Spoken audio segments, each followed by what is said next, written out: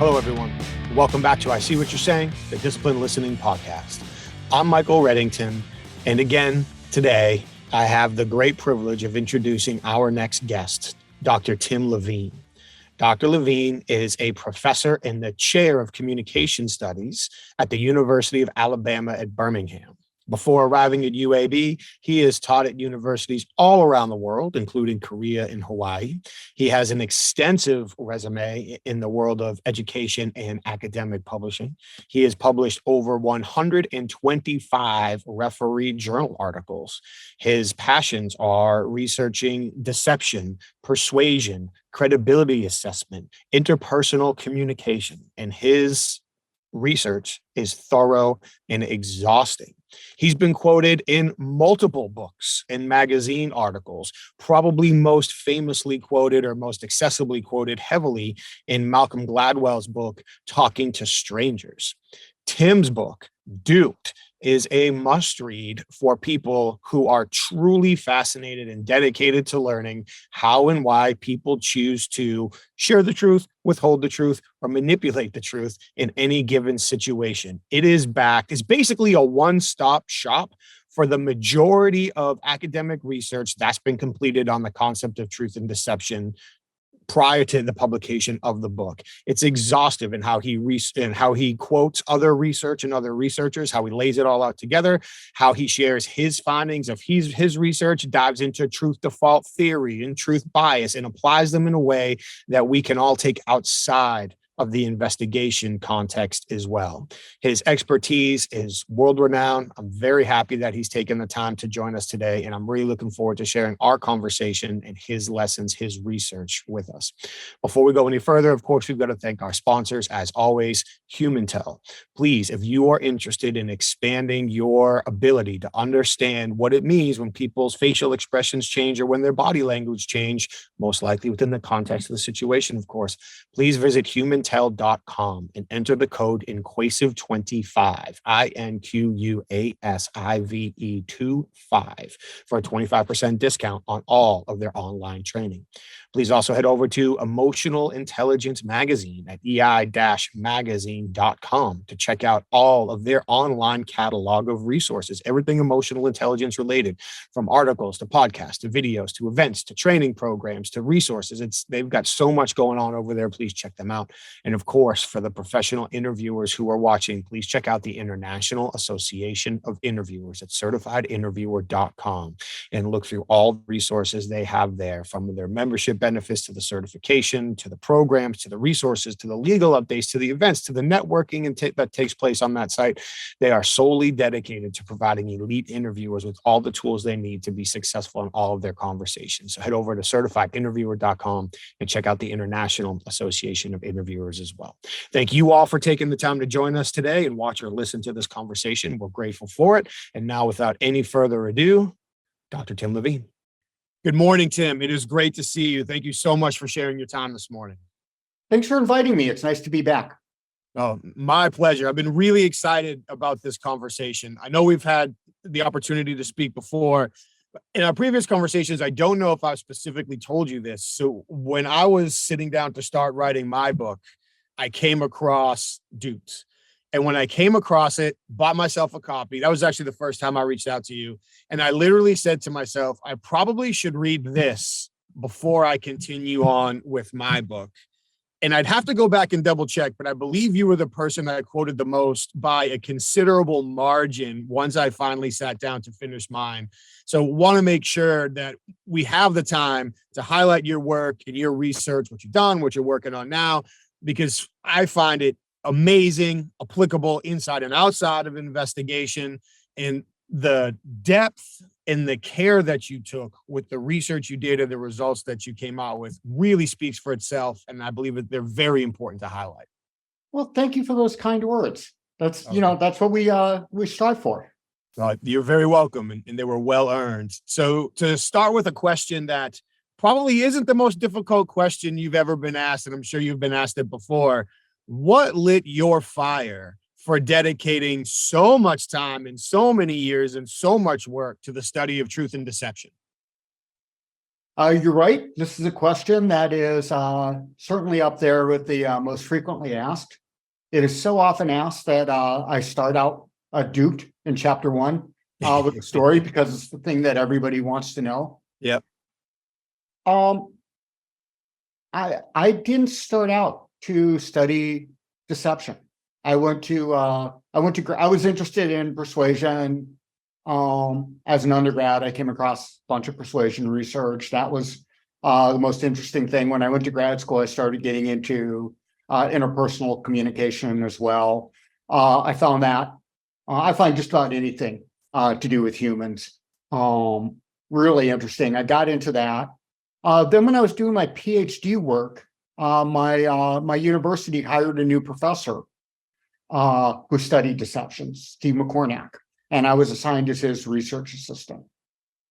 And he started studying deception because he got burned by an ex-girlfriend really badly.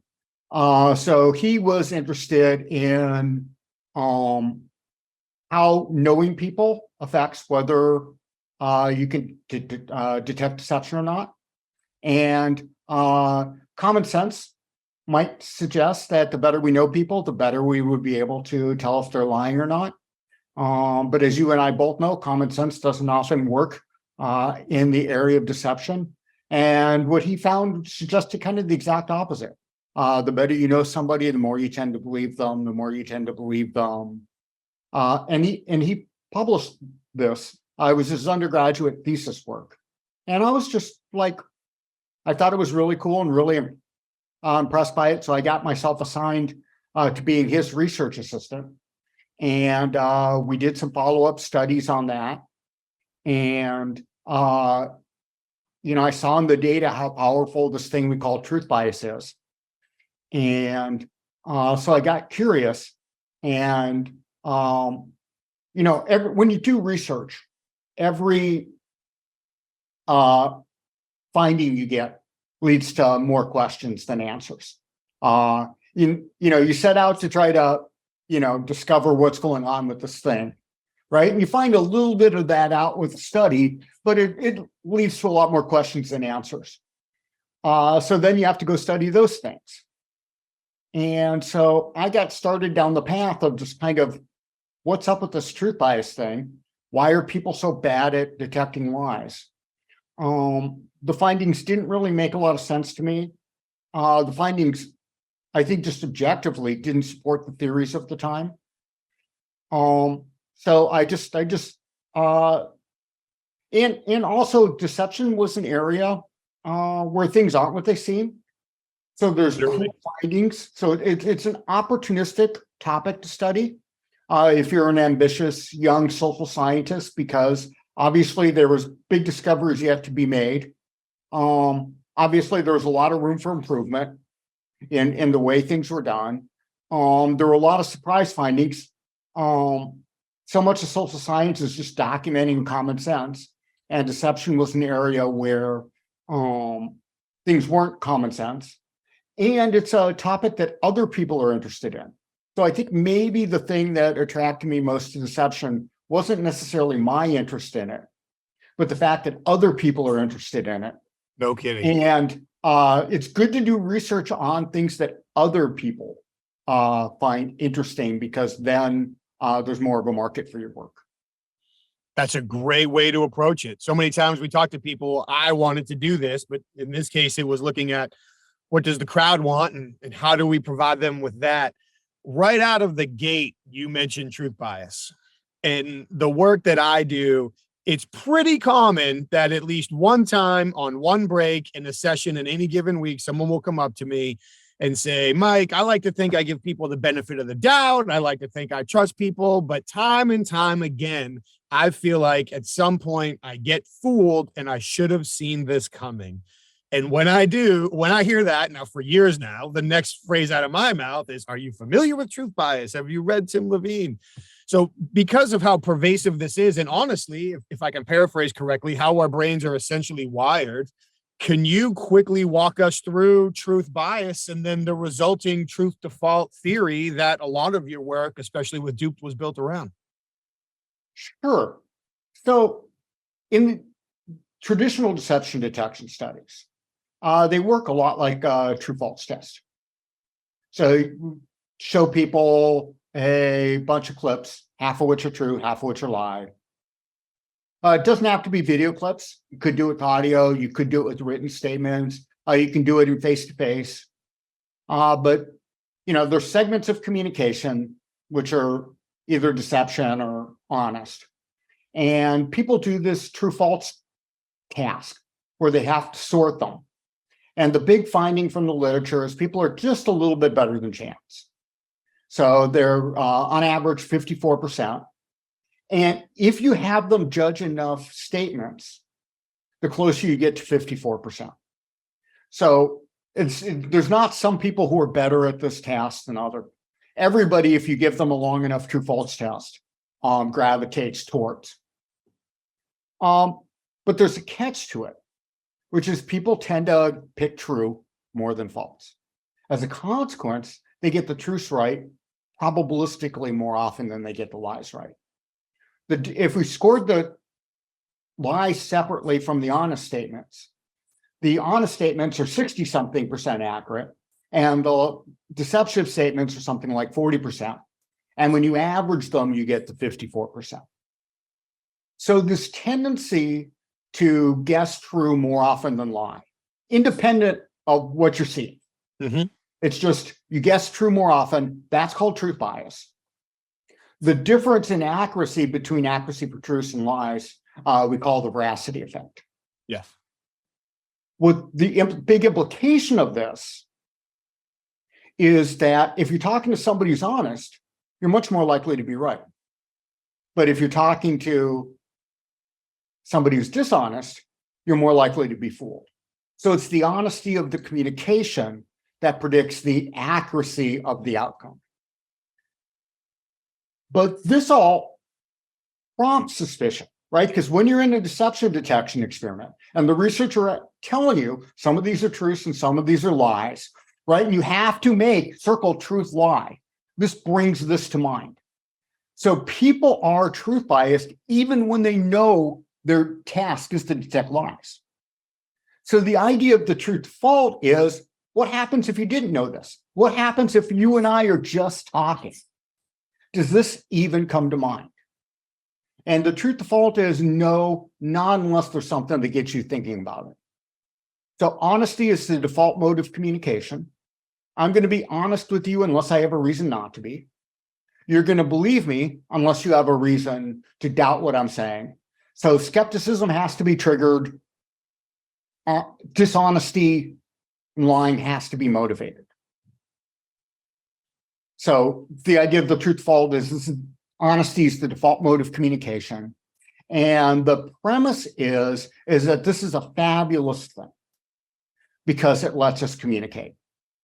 So there's no point in doing an educational podcast, right? If truths and lies are equally likely, right? There's no point in students paying tuition at my education if what I was teaching them might just as well be bullshit, right? You can't pick up a nonfiction book. We can't learn anything, right? Technology never advances. We can't develop relationships with our fellow humans. We can't work together on tasks. So we have to believe people in order for us to function as a species, because humans aren't, lone actors. We're not out there alone in the world. Everything in our life revolves around other humans. And this is the whole story of our species. And this requires forming relationships and working together in groups. And all that requires believing other people. But there's a catch, because the same cognitive abilities that let us communicate, let us deceive. And so that if the person is deceiving, then we're very vulnerable to that. Hence the title of my book, Duped. I love how you wrap that all together. And it really is. And I try to get the message across when people ask me, it's beneficial to us to walk around assuming most of the time, believe it or not, people are probably being honest with us. Most of the time they are. Yeah. And how miserable will we be if we were walking around all the time, just assuming everybody was lying to us? And like you said, relationships and progress and all those things. But then understanding when is it realistic to be a little bit more skeptical? In what situations, in what conversations? And I know it's contextual based, and there's many, Yeah, many absolutely. to it. But understanding when to turn your radar on and when to leave it off then Right. becomes the key skill. And that's not just for investigators, that's in our personal lives. Your poor friend that got duped by his girlfriend. In our business lives, of course, you hear the business stories all the time. So when you are working with people, are there any particular contextual factors you ask them to be on alert for as indications for when maybe they should turn that radar on and try to kick themselves out of truth to fault? I think there's two in particular. One, and they're interrelated. One is when the person might have a motive for deceiving us in some way other than just kind of politeness sort of things. Yes. Right. So if somebody gives me a compliment, I never know whether they're the compliment, you're giving me talking me up, right? Maybe that was sincere. I'm not doubting your sincerity. I was 100% sincere. We'll clarify that one real fast. But we all know that, particularly in American culture, people will, do some compliments sometimes that aren't. And if a compliment's a little less than sincere, it doesn't make any difference, right? So, but when they do have a motive to deceive for some kind of something that matters, right? When there's a motive there, then my ears perk up, right? The second thing is when something just doesn't seem to fit right. So there's this kind of plausibility, right? So when I hear something and I go, that's odd, right? That's something that makes my ears perk up. Third thing that I catch is my good buddy Steve McCornack has information manipulation theory, which lays out 4 ways to deceive people. You can say things that are false. You can omit things. Those 2 are really, really hard to pick up on in conversation unless you're looking for it. Mm-hmm. But the other 2 are kind of diversionary responses and ambiguity. So when people are changing the subject on me and steering conversation away from something, that sometimes perks up my ears. Or when people say things that have multiple meanings, that perks up my ears too. Now, none of these things lead me to go, oh, they're lying. Correct. Right? I just perk up my ears. Yeah. So there's these things. The other time is when there's really something at stake. Right? So if I'm buying a big ticket item, I'm going to spend some money.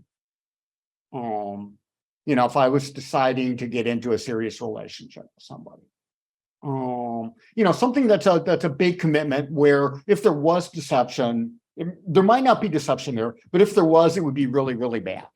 Yes. Right. So if you're a TSA agent, right, 99.9 whatever % of people going through are legit travelers, right? But those that aren't, right? So there's something important at stake here, right? Very. So you gotta perk up, right? And it's not because you suspect anyone, but it's because it's really important to know the truth in this circumstance. And I love that word circumstance. The phrase I like to use, and I actually stole it from a different context in an earlier life, is alert signal.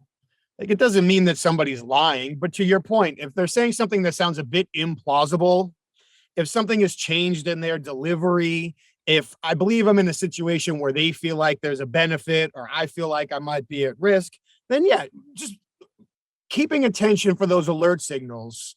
One of the things that's, and I'm having a conversation with a former teammate of mine, Dave Thompson, coming up. And one of the things that we really talk a lot about is walking the center line in any conversation and then letting our observations or the situation begin to dictate which way we lean. And you can come back and forth multiple times in a conversation. But if you go in just expecting deception, you're going to end up assigning that label to very truthful things. And if you go in just blind that everything's going to be the truth, then somebody might slip something past us, which is why I love, and it comes up several times in your book, but it typically comes up in small pieces. Like if you're not really looking for it, somebody might look past it. The concept of situational familiarity. When it comes to picking up on, we'll call it ulterior motivations instead of just assigning everything the label lie. How important is it for people to develop or try to maximize their situational familiarity? Oh, it's probably the number one best thing you can do. Situations vary in how much, so how much context you have, how much situational familiarity you have, can sometimes be absolutely decisive, right? So when you have a bit of information, it can sometimes be entirely diagnostic. Yes. Other times it just tips the scale a little bit this way or a little bit that way. But in an interviewing context, I would think you would never, ever, ever, if at all humanly possible, ever want to go in blind, right? You want to know as much background knowledge as you possibly can. So the more you know about the topic, right? So, I'm an academic. One of the tasks I do is I review other people's research for publication. I serve as a peer review in the peer review process a lot. It's very different if I'm reading a research study on deception, right? Where I've read a big chunk of the references that are being cited in this, right? I've done the research enough. I know what the findings look like, right? Then if I'm reading something that I don't have that kind of background knowledge. So the more situational familiarity, and then on the other end, I'm one of the things I was dealing with this morning before I got on with you is one of my own papers. And one of the peer reviews think they found a fatal flaw in my paper. They're about to get their ass handed to them. Because as it turns out, I have a lot more situational familiarity than they do. Right. So they make this argument, here's this flaw in it. Right. But I know all these other things on why it's not. That I'm presuming they're acting in good faith. Right. But the trouble is we don't know what we don't know. And when we don't know what we don't know, we step in it. Or we run the risk of stepping in it. Sure. And when we're interacting with somebody who does know those things, right? So this is why it's information asymmetry. If you want to think about it that way, right? The more knowledge you have in your hip pocket, right? The more advantageous that's going to be in figuring out what's going on. And if you know things that I don't know, that can give you an upper hand. If in the deception detection thing, and vice versa. I just wrote it down. I love the phrase information asymmetry. I think that's a wonderful way to explain it. And then having the patience to keep that information to ourselves. Because often when people gather that information, they feel like the best thing to do is demonstrate that I know it, which is entirely giving away the strategic initiative in the conversation. We need to be withholding that. Nobody knows that we know it. And then we've got two opportunities with it. One is just be silent and have our own internal fact check running. Or second, if you want to test somebody's honesty, is start asking them a few questions that you already know the answer to. And if their answers jive with what you already know to be true, that doesn't mean they won't lie to you later, but it starts to set a precedent for how the conversation is likely going to travel. And you mentioned with investigations, but honestly, you mentioned making big ticket purchases. If I'm going to go buy a car, a washing machine, a lawnmower, it doesn't matter. I want to do as much research as I can on the model I'm interested, comparative models, other places to buy it. So that way, when I enter into the negotiation, I can begin to test the waters. There's a silly story in my book where I had to get new carpet in the upstairs of my house. So the very first thing I did was I measured the upstairs of my house. How many square feet do I have? And when the guy came in and did his thing with a laser on his iPad to measure it all, and when I asked him what's the total square footage of the second floor of my house? And he started stuttering, broke eye contact, and said, well, this doesn't really tell me that. All right. Well, now I know you're not being honest with me, and I have an advantage in the upcoming negotiation on how much this project is going to cost me. So really, in any situation, with the power of the internet and the information that is out there, people have the ability to take a short time to prepare themselves and increase that situational familiarity, which is so important. In a lot of the programs I do now, there are components where we'll talk about truth and deception, but it's certainly not as prevalent as it was when I was focusing on investigations.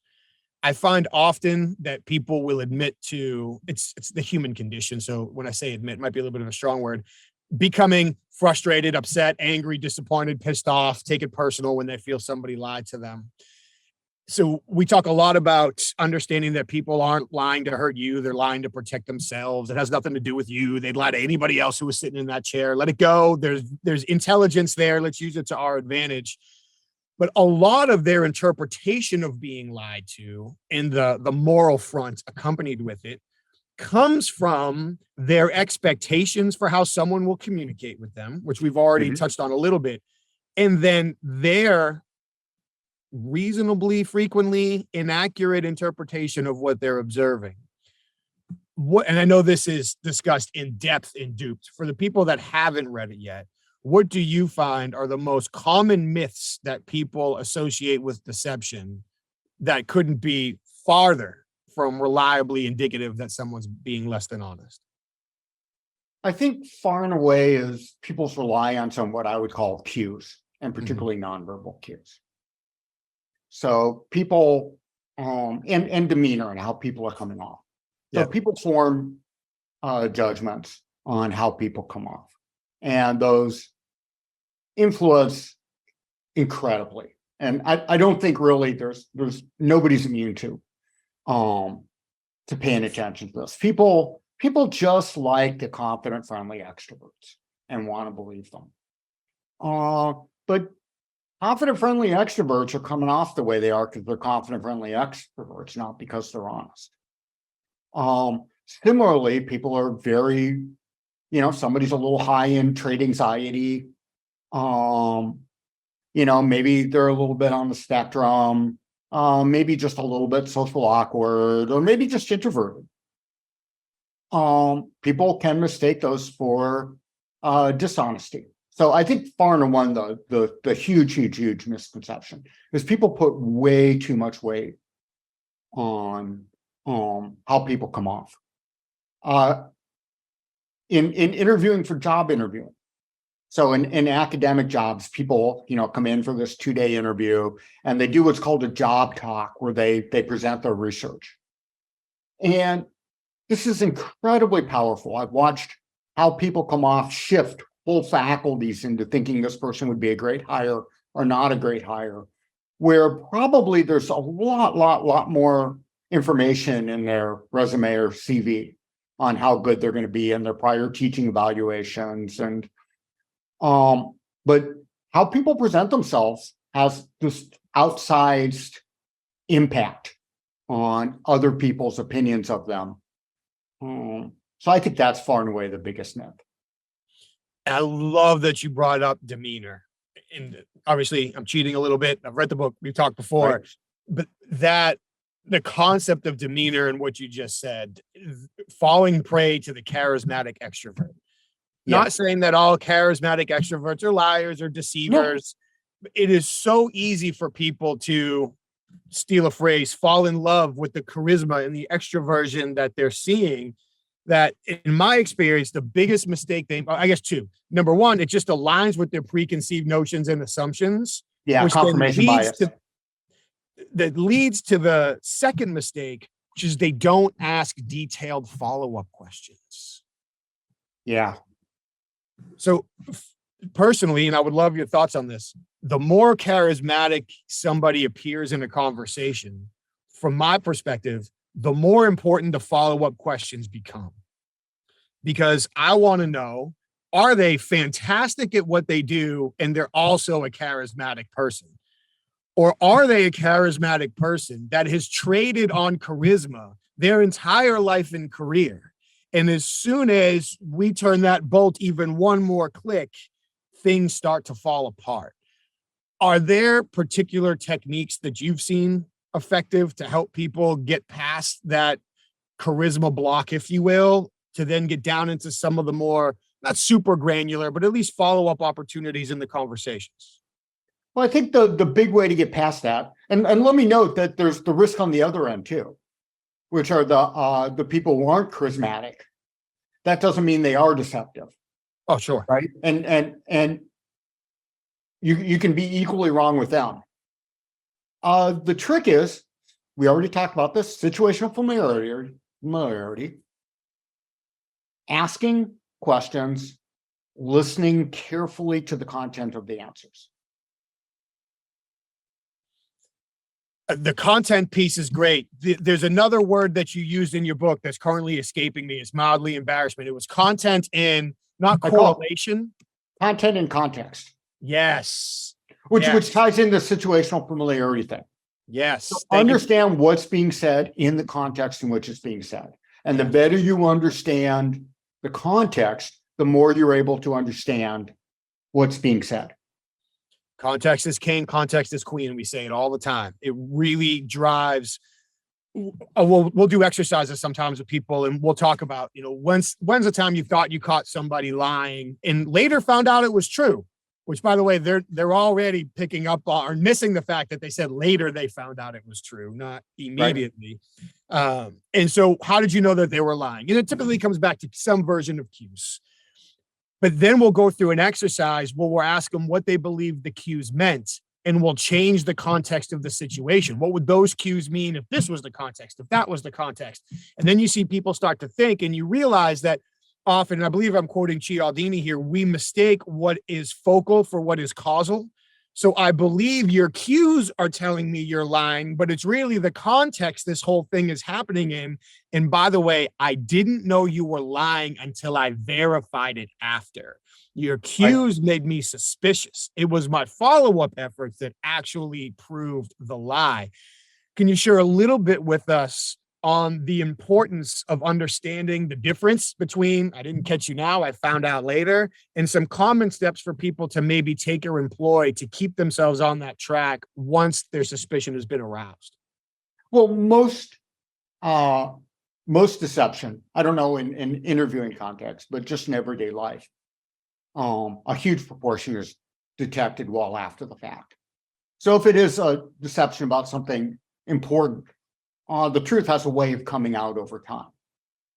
And this is because of the truth bias and truth fault. This is very typical, and it's more likely than not.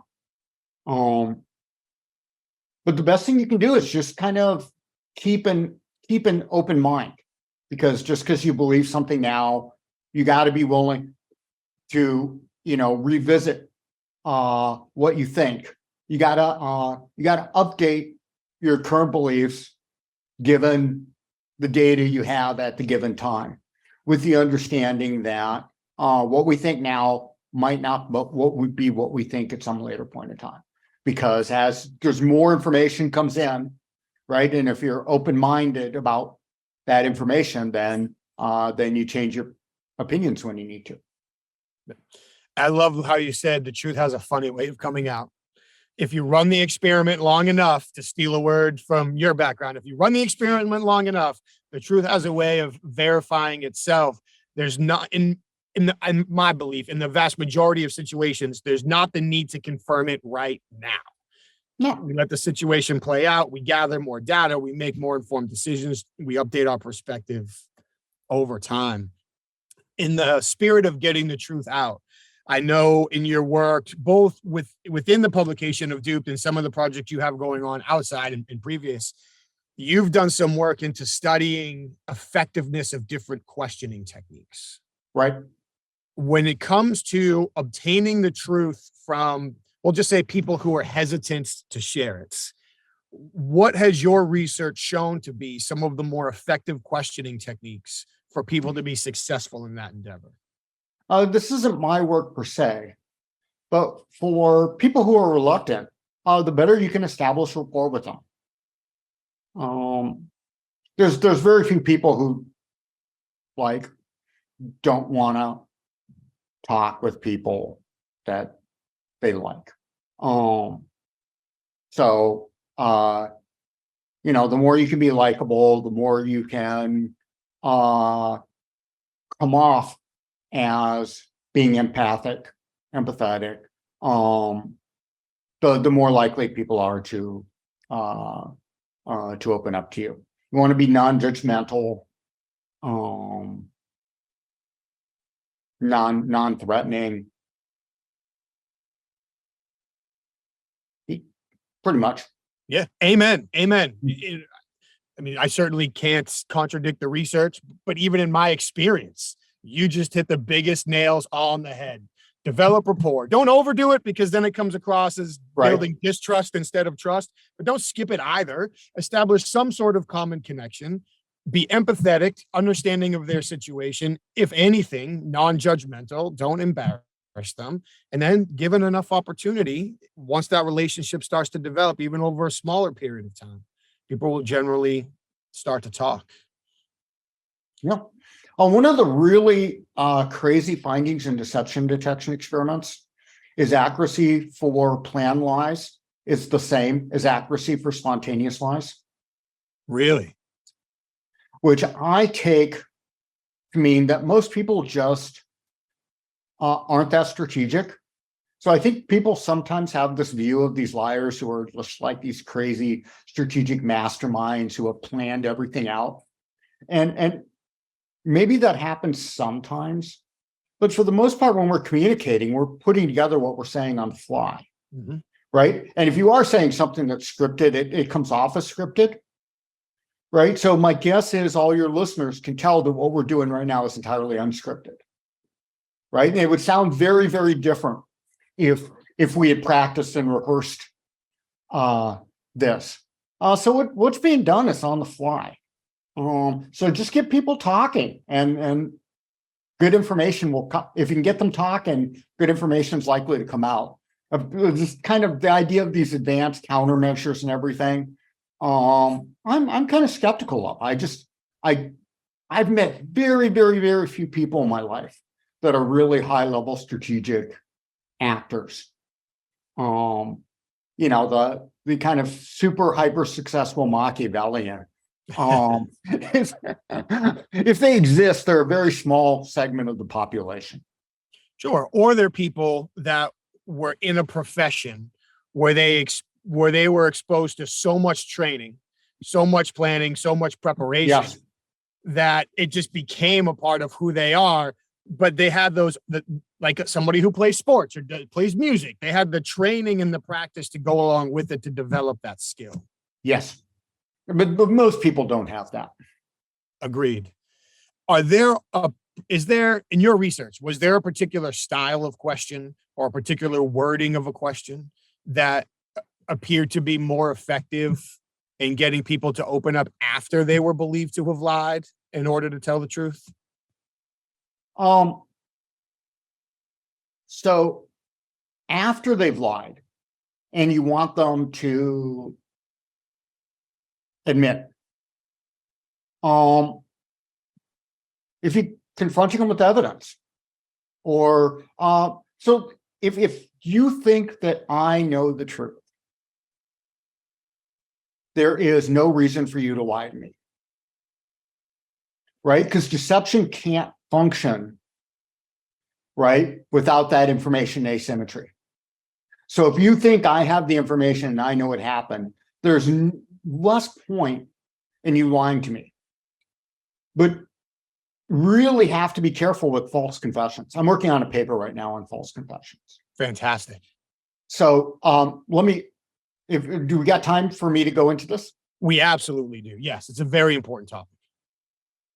So when I study truths and lies, one of my main setups is this trivia game setup, where I recruit students. They come in the lab, they play a trivia game with the partner for a cash prize. They think it's a team, but their partner's really working for me. Between the third and fourth question, the researcher gets called out of the room. The answers and the money are left in the room. They can cheat or not. But if they do cheat, we know it because their partner reports on them. But they don't know that their partner's in on it. Their partner suggests cheating, but won't cheat unless they do. Trivia master comes back, game's complete. We take them into another room, interview them. The goal of the interview is to try to find out if they cheated or not. And, if they're lying, almost initially everybody said, when asked, did you cheat? Most people say no. Most people don't cheat, by the way, because most people are honest. And a surprising number of people, when you ask them, did they cheat? A surprising number will honestly admit they did. Really? Yeah. So kind of over several hundred of these, more than 50%. Wow. Even though they could technically be expelled from their university. So honesty's right, but some lie about it.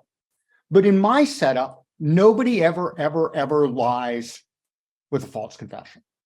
So, 400 plus non-cheaters. Nobody's ever said, yeah, I cheated when they didn't. Unless I asked them to. So I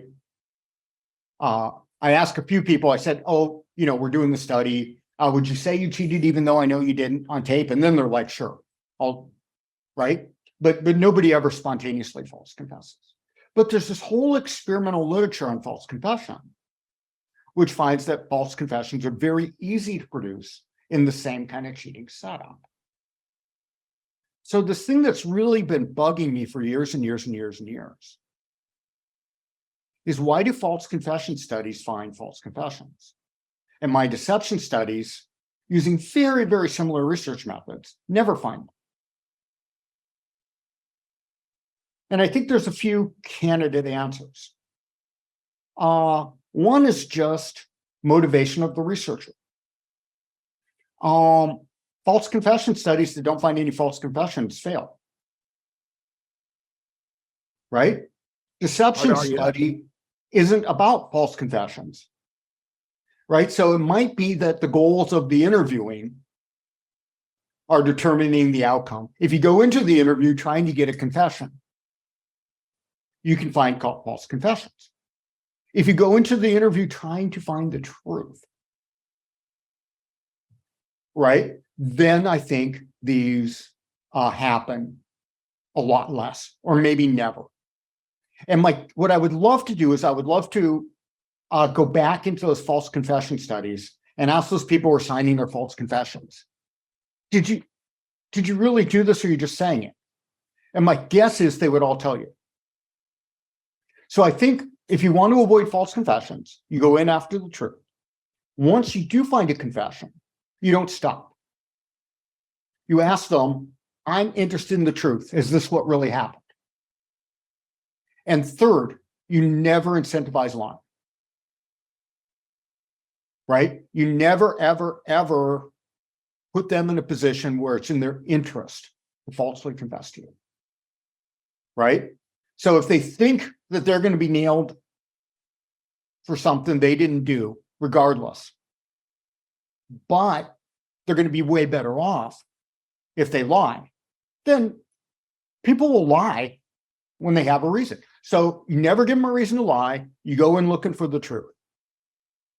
And I think those two things in combination, and whenever possible, particularly if it's an investigative context, whether it's a true or false, you always try to validate with external evidence.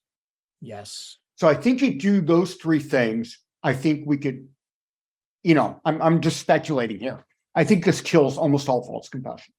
I think you're getting pretty far down the right track. In our experience, this is a passion of the group that I come from. And you hit on a huge one in the beginning. Am I going in looking for a confession, or am I going in looking for the truth? And if I'm going in looking for a confession, how much of my ego and my biases and my need to win or dominate this conversation have taken over?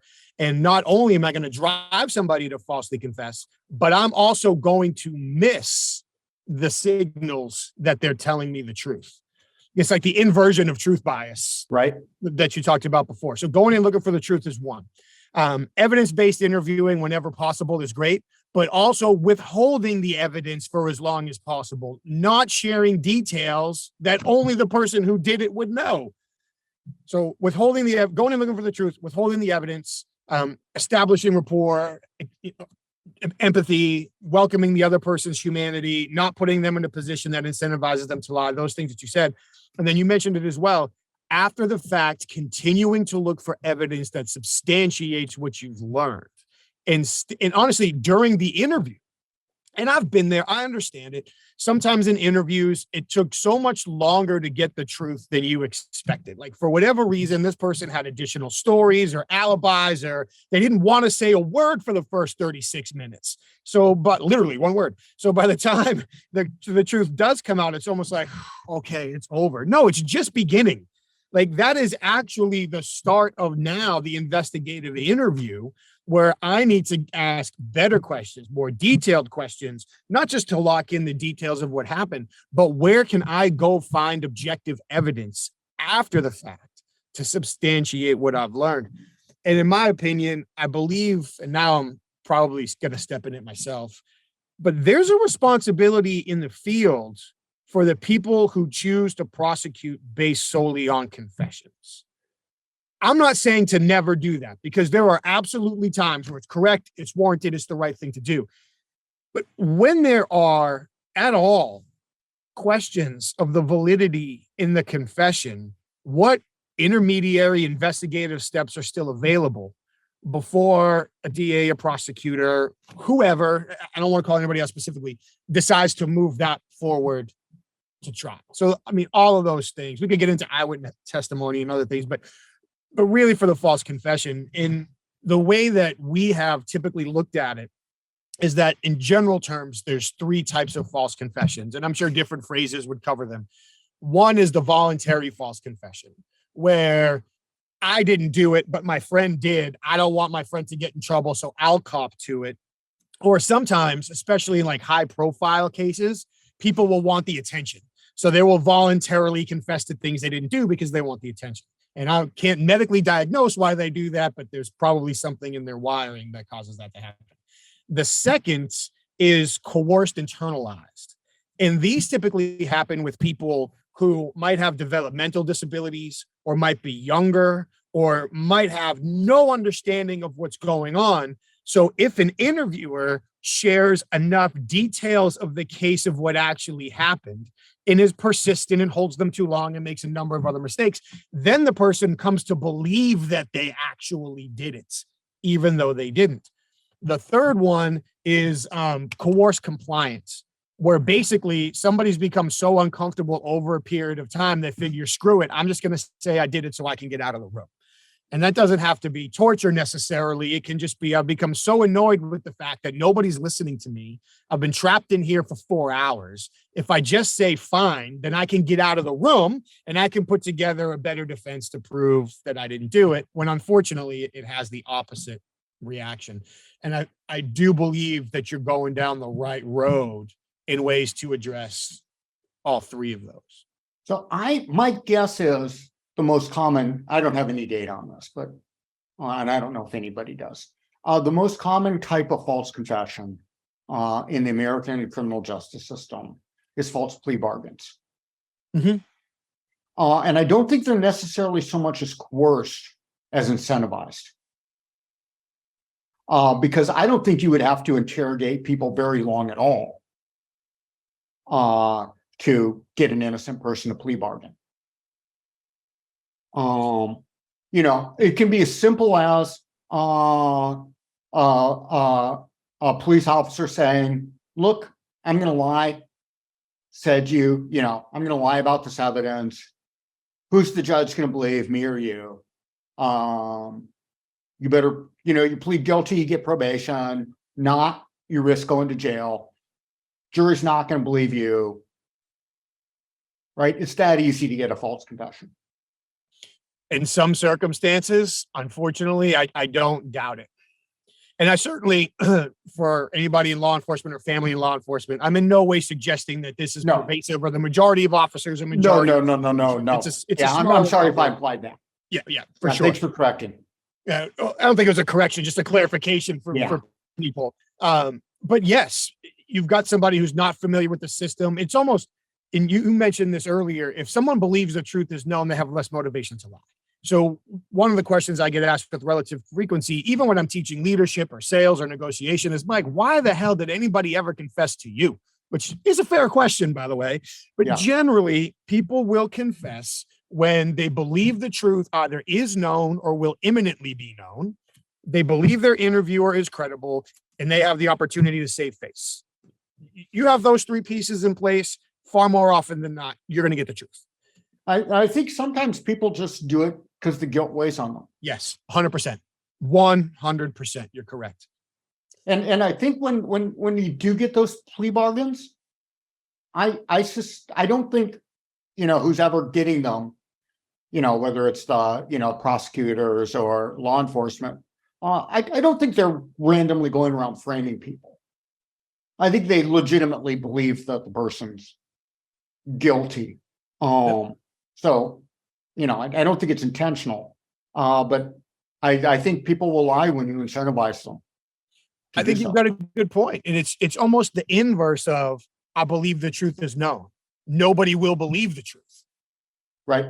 So if I'll confess because the truth is already known, I may also confess because I'm convinced no one will believe the truth. So this now becomes my only way out, which is a coerced, compliant, false confession.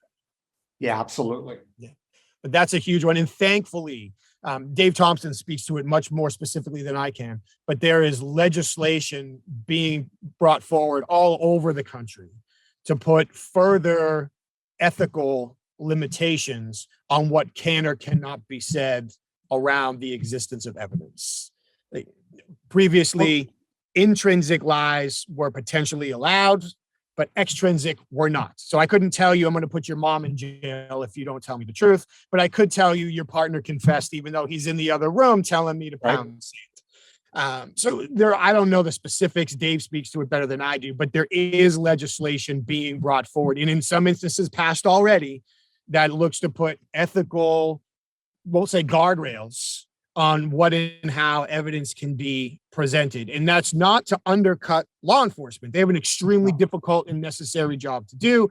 It is to give them the opportunity to be successful while protecting the most vulnerable who find themselves participating in these conversations.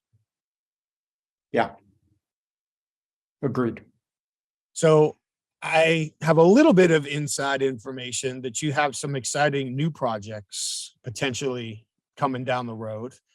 Without giving anything away or getting too far ahead, or if you're as superstitious as I am, without jinxing anything, can you give us a heads up on some of the projects that have your attention currently?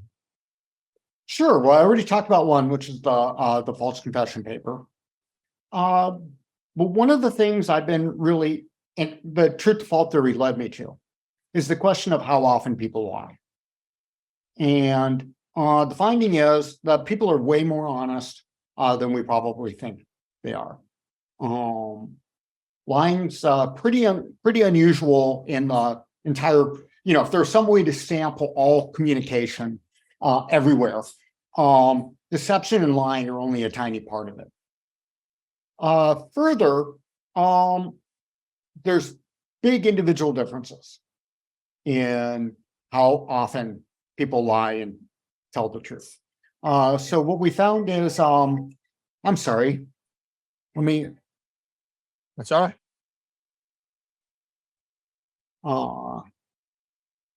Turn off my phone. I should have done that. I should have. Don't worry about it. Don't worry about it. Okay, so I've been very interested in how often people lie and tell the truth. And the finding is most people are what we call normatively honest. And that is on any given day, they'll lie between 0 and maybe 2 times. With 0 or 1 being very, very common, maybe twice. But then there's a few people we call the few prolific liars who lie on any given day more than 6 times. So one question was, and this one just came out and gotten a lot of press for it. What we did is we tracked people over 3 months every day and asked them how many times have you lied? And people are surprisingly honest about how often they lie. And there are people who tend to lie more than 6 times, lots of times. So there are kind of stable individual differences in this. And track that down. But what I'm really interested in, I think next, I want to find out who these prolific liars are for one. But also I want to unpack motives, circumstances, and lie frequency. Because when I teach I teach both graduate and undergraduate classes on deception. And my assignment is you got to keep a semester-long deception diary.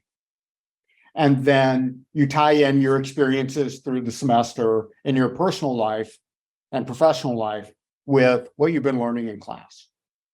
And does your own experience jive with what you've been learning or not? And I've seen this more than once, where I get somebody who would be classified as a prolific liar. They tell tons and tons of lies, but they only do it in a particular context. The most recent one was a woman who worked in a women's apparel shop. And there was a particular lie she told many, many, many times a day. These clothes look good on you. Right? She goes home. She never lies at home. She never lies outside work hours. This is the only thing she lies about. But she tells, a dozen or 2 dozen of these a day. There was another one who worked in a doctor's office. The doctor was chronically running late. She was the receptionist. And the doctor instructed her to tell people that the wait would be less long than she knew it would be. So every patient, she's telling the same lie. In her normal life, she's totally honest. So this is a person who looks like a prolific liar, but they're not. They're normatively honest, just like everybody else, except for these particular circumstances. There's another one where her husband and she lived in small town Alabama, very Christian conservative, and they were closeted liberals. And they would be disowned from their church if their true beliefs were outed. So this is like they're honest people, except they're hiding their political orientation from their community.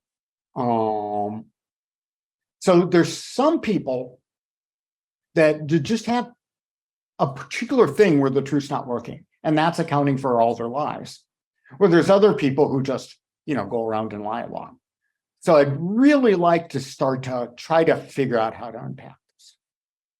That's a fascinating set of conclusions to chase down, or ideas to chase down. And as I'm listening to that, I think about how often I hear people judged to be a liar and untrustworthy based on one incident. Yes.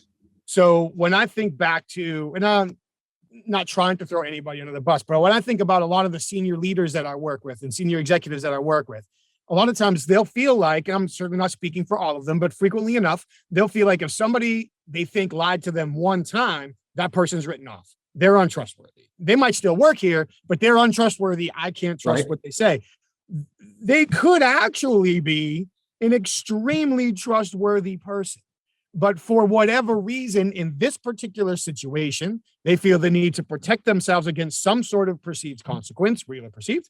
So they make the decision to deviate from the truth.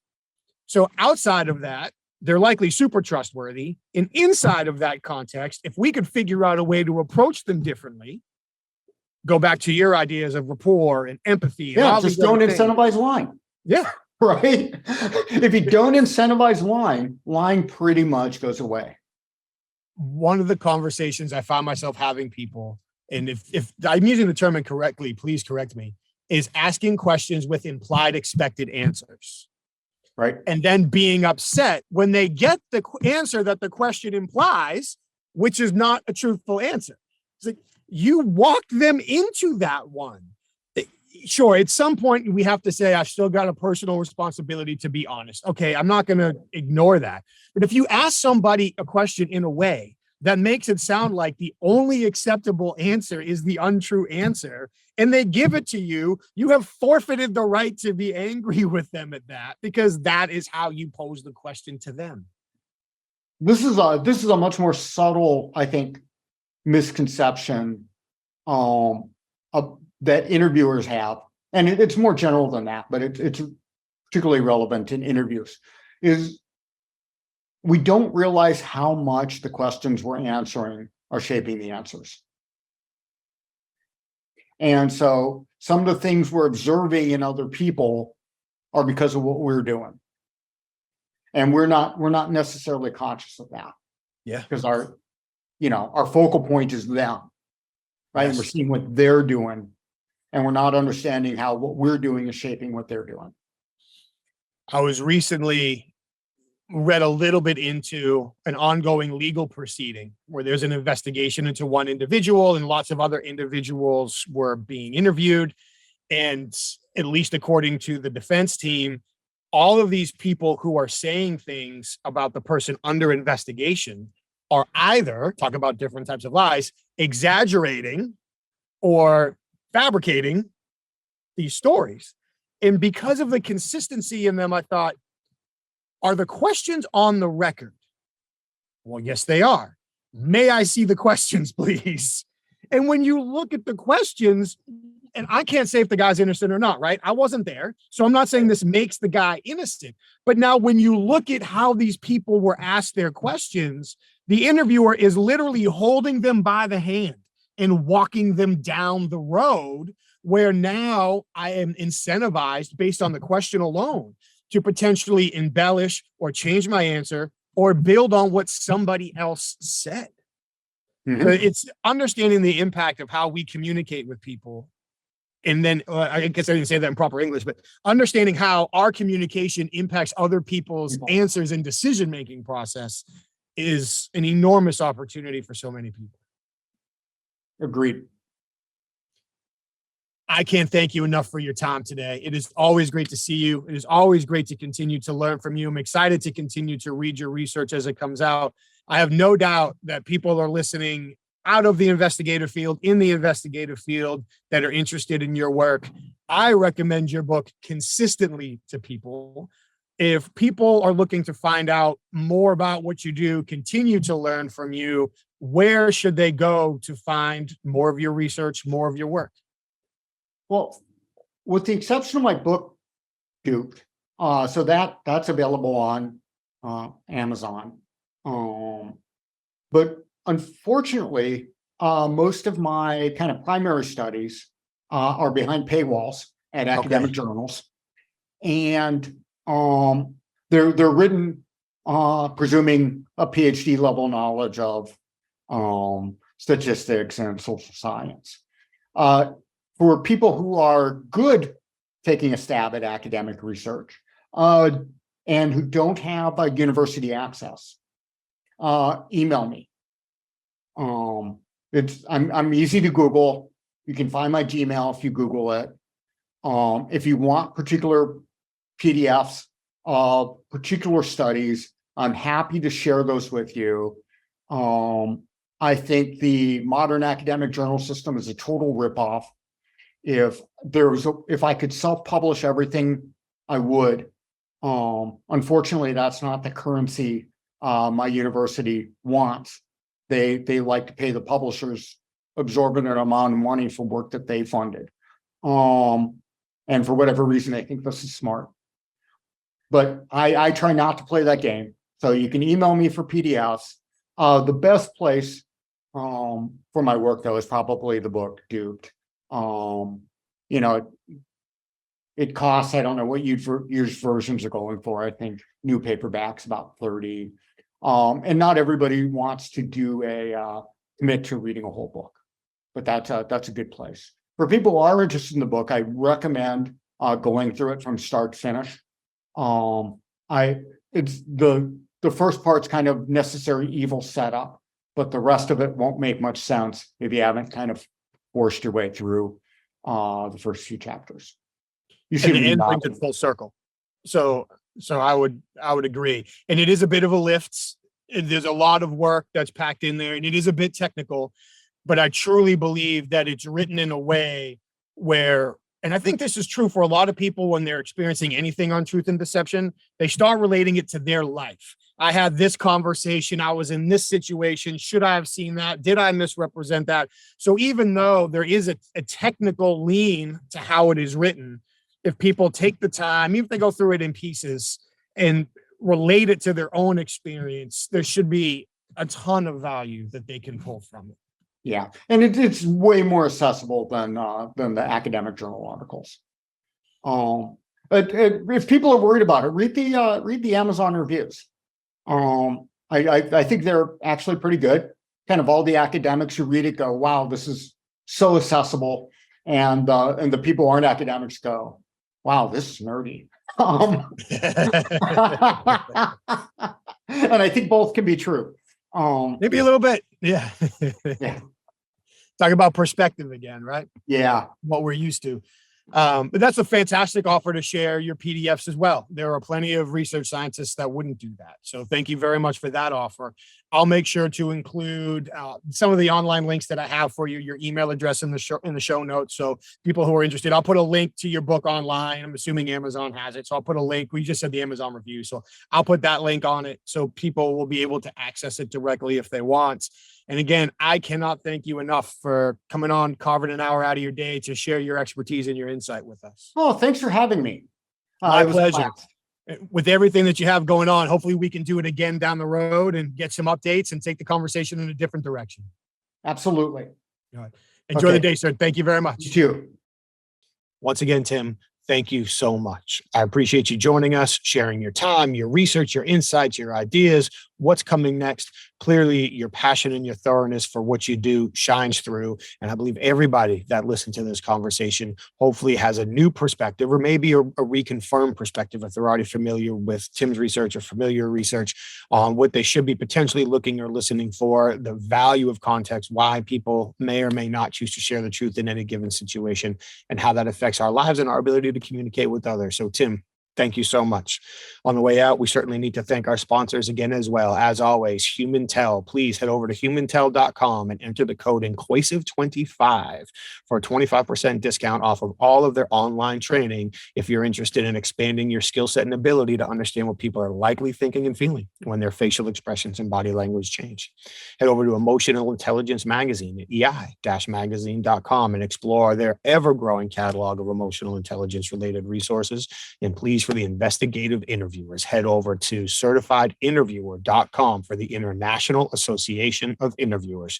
Check out their membership benefits, their resources, the online conversation, the certified forensic interviewer designation, and so much more. That organization is dedicated to continuing to further the career of elite interviewers, and they do an amazing job at it. So please check them out at certifiedinterviewer.com. Thank you all for watching and listening today. We're certainly grateful for your time. Thank you. Please do what the algorithms like us to do and give Tim and all of our amazing guests the additional exposure they so richly deserve. We appreciate you liking, sharing, commenting, tell your friends, all of those things for the podcast. Thank you very, very much. Of course, if you have any feedback, please let us know. What have you liked? What have you applied? What didn't you like so much? If you have any people who you think would be a great guest, please reach out. Let us know so we can get them on the show and share their perspective as well. Thank you again for being with us. Please stay safe, take care of each other, and we'll see you next time. Thank you.